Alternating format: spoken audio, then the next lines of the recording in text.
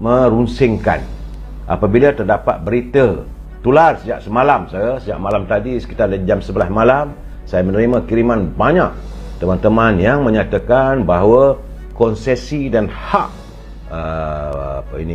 mengurus Menara Kuala Lumpur yang menjadi kebanggaan warga kota yang merupakan dimiliki oleh syarikat Telekom Malaysia melalui anak syarikatnya itu Menara KL, kabarnya telah dijual kepada sebuah syarikat yang syarikat sebut pun bukanlah sebuah syarikat yang kukuh. Jadi kabarnya berpuluh-puluh juta ringgit melibatkan wang yang diragui. Jadi Suruhanjaya Pencegahan Rasuah boleh masuk, boleh tengok dan siasatlah tentang suasana ini, kerana kabarnya pada tahun 2019 keuntungan bersih yang dicatat oleh Menara Kuala Lumpur melalui konsesi dan hak mengurus Menara KL sebanyak 20 juta. Pada tahun 2018 ia mencatatkan keuntungan bersih sebanyak 25 juta. Itu sebelum PKP. Tapi oleh kerana perniagaan mengurus Menara KL ini membawa keuntungan yang begitu tinggi, ia juga membawa keuntungan kepada syarikat Telekom Malaysia, saudara. Namun begitu, apabila Menara KL ini diberi hak pengurusan ataupun dijual pada orang lain, artinya keuntungan itu tidak lagi pada Telekom. Dan saya melihat ada sesuatu yang tak kena. Kerana pada 31 Oktober 2022, saudara, selepas Parlimen dibubarkan, itu saya rasakan macam mana boleh berlaku begitu. Sebaik saja Parlimen dibubarkan pada 31 Oktober baru ni, saudara, 10 juta saham yang dimiliki oleh Telekom Malaysia Berhad dalam Menara Kuala Lumpur telah pun berpindah tangan secara senyap kepada sebuah syarikat. Saya tahu nama syarikat itu, tapi tak baik saya nak sebut kerana ini boleh mendedahkan saya pada masalah undang-undang. Saya makan SSM mendapati bahawa syarikat tersebut merupakan sebuah syarikat yang bermasalah dan hampir dinyah senaraikan dari SSM kerana gagal membuat perisytiharan dan pemfailan mengikut jadual. Jadi artinya puluhan juta ringgit keuntungan bersih yang pada asalnya dinikmati oleh Telekom Malaysia Berhad melalui Menara KL itu telah diserahkan pada beberapa insan terpilih dari syarikat tersebut. Puluhan juta ringgit ini pada asalnya dinikmati oleh rakyat melalui pemilikan saham Telekom. Jadi persoalannya, bagaimana perkara ini boleh berlaku? Kabarnya ada tangan-tangan gaib di anjung kuasa ketika itu yang mempunyai angkara, katanya. Saya harap agar Suruhanjaya Pencegahan Rasuah dapat segera menilai ataupun meninjau apakah ada salah laku terhadap penjualan saham-saham yang melibatkan syarikat ataupun Menara Kuala Lumpur ini. Cuma saya agak terkejut juga. Tiba-tiba saja Menteri Komunikasi, mantan Menteri Komunikasi Tan Sri Anwar Musa, dia buat kenyataan. Tiba-tiba dia tampil menjelaskan, katanya kementerian tidak terlibat dalam keputusan Telekom Malaysia Berhad menjual anak syarikat yang menguruskan Menara Kuala Lumpur. Tiba-tiba saja dia membuat kenyataan tersebut. Saudara, jadi katanya perjanjian itu melibatkan syarikat yang tersenarai awam, bukan kerajaan. Tiada kaitan dengan Menteri Komunikasi. Saya tak tahulah kenapa tiba-tiba dia buat kenyataan begitu.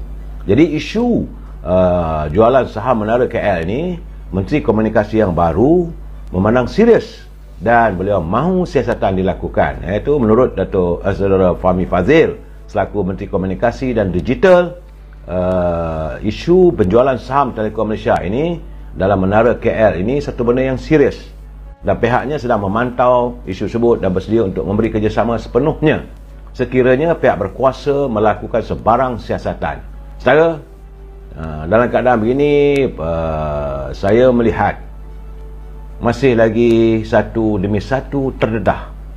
Apakah kita ni tak berhenti-henti dengan skandal? Tak tahulah.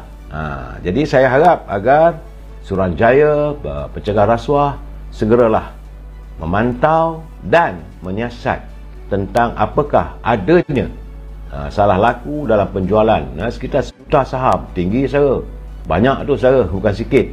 Dan apakah ada orang-orang kepentingan yang mendapat labanya, supaya rakyat tidak hanya sekadar melihat. Saudara, dalam waktu yang sama, ini satu lagi, saya melihat tulisan Datuk Dr. Fuad Zakasi selaku Speaker Dewan Undangan Negeri Johor. Beliau menyenaraikan beberapa soalan yang perlu dijawab oleh mantan Perdana Menteri Tan Sri Muhyiddin, kerana katanya ada melibatkan keluarganya. Apakah benar ahli keluarganya memiliki saham yang agak besar dalam sebuah syarikat yang melobi kontrak besar saja 1.5 bilion. Besar. Kenapa diluluskan projek mega sebut secara tergesa-gesa? Katanya bahawa menurut kata Dr. Fuad Zakasi, projek sebut diluluskan sewaktu negara mengalami perintah darurat. Aduhai. Saya katakan banyak benda yang kena disiasat, dan saya harap Yang Amat Berhormat Perdana Menteri kenalah tegas dan tidak berusaha untuk melindungi sesiapa pun, sebagaimana janji Yang Amat Berhormat untuk tidak melindungi sesiapa saja yang menyalahi undang-undang. Datuk Fuad berkata syarikat sebut iaitu di bursa telah pun membuat pengumuman di bursa mereka sudah dapat surat anugerah ataupun letter of award projek-projek National Integrated Information System di Jabatan Immigration bernilai 1.16 bilion. Saat itu katanya Tan Sri Muhyiddin adalah menjadi Menteri Dalam Negeri. Ini yang saya katakan tak habis-habis, saudara. Dalam keadaan banyaklah saya nampak tulisan begitu, saya fikir eloklah Suruhanjaya Pencegahan Rasuah menyiasat. Dia tak boleh kita diamkan. Saya tak boleh nak bagi laporan satu persatu apa yang ditulis, kerana itu kita mesti bersikap adil kepada siapa saja.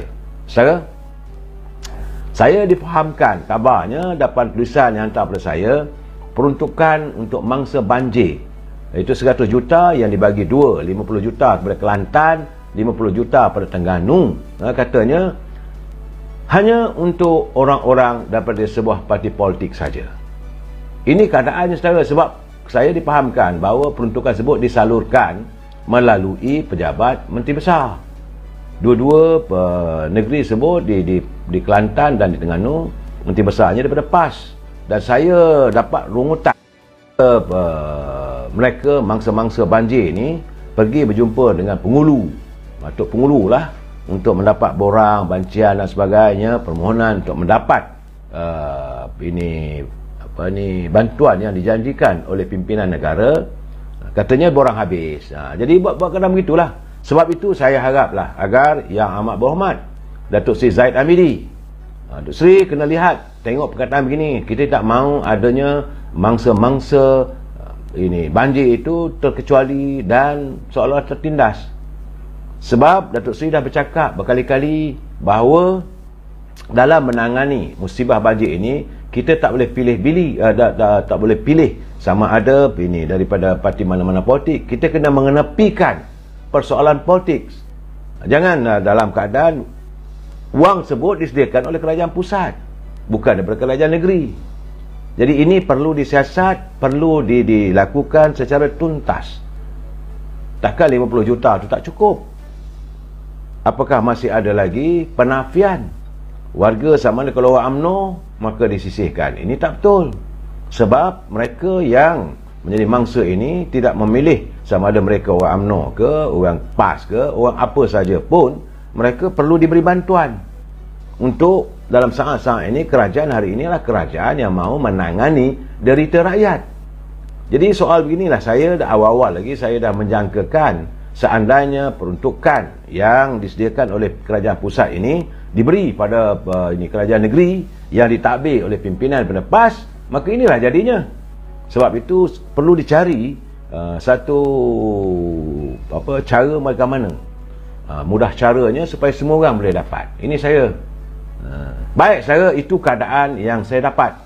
Saya harap Yang Amat Berhormat Timbalan Perdana Menteri yang juga selaku Menteri Pembangunan Luar Bandar dapat menghayati persoalan ini dan menyelesaikan masalah ini.